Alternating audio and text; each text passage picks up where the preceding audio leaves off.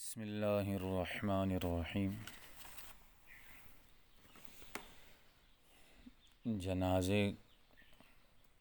کے ساتھ خاموش رہنا یہ عبادت ہے، جیسے ذکر کرنا عبادت ہے، ایسے ہی شریعت کے حکم کے مطابق خاموش رہنا بھی عبادت بن جاتا ہے۔ جیسا کہ خطبے کے دوران ذکر، تلاوت، نوافل ہر چیز ممنوع ہے اور اس وقت کا ذکر خاموش رہنا ہے، ایسی جنازے کے موقع پر اس کو لے جاتے ہوئے یعنی خاموش رہنا یہ عبادت ہے۔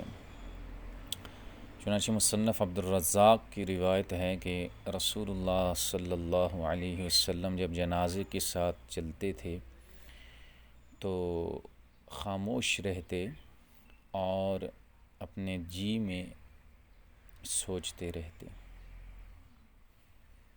اور در مختار کی میں ہے کہ رسول اللہ صلی اللہ علیہ وسلم کریہ رفع الصوت، آواز 3 موقعوں پر آواز بلند کرنے کو ناپسند سمجھتے تھے۔ قراءت قرآن کے موقع پہ، جنازے کے موقع پہ، اور اسی طرح تذکیر یعنی وعظ اور نصیحت کے دوران، جہاد کے دوران۔ حضرت قتادہ حضرت حسن سے روایت کرتے ہیں کہ میں نے رسول اللہ صلی اللہ علیہ وسلم کے صحابہ کا زمانہ پایا اور وہ جنازے کے موقع پہ آواز کو پست کرنا اس کو پسند کرتے تھے۔ یستحبون حفظ الصوت عند الجنائز۔ اور امام شامی رحمۃ اللہ علیہ فرماتے ہیں کہ جو آدمی یہ چاہے کہ جنازے کے ساتھ ساتھ چلے تو وہ خاموش رہے، اور اگر کوئی آدمی ذکر کرنا چاہتا ہے تو جی ہی جی میں ذکر کرے۔ موت کو دل میں یاد کرنا یہ بھی ذکر ہے، اس لیے اس موقع پر اس چیز کو رواج دینے کی ضرورت ہے۔ اور اسی طرح جب تدفین میت کو قبر میں اتارا جاتا ہے تو ہمارے ہاں اس موقع پر بھی بلند آواز سے کلمہ طیبہ کا ذکر کیا جاتا ہے، حالانکہ اس موقع پر بسم اللہ وعلی ملت رسول اللہ یہ کلمات پڑھنا یہ سنت ہے۔ اب یہ چھوٹ جاتا ہے سنت، اور جو سنت نہیں ہے اس پر ہمارے ہاں زور دیا جاتا ہے، تو ان چیزوں کا اہتمام ہو۔ اور اسی طرح طحطاوی میں ہے کہ میت کو جب قبر میں رکھا جائے تو اس کو حضرت ابو داؤد کی بھی ابو داؤد کی بھی حدیث ہے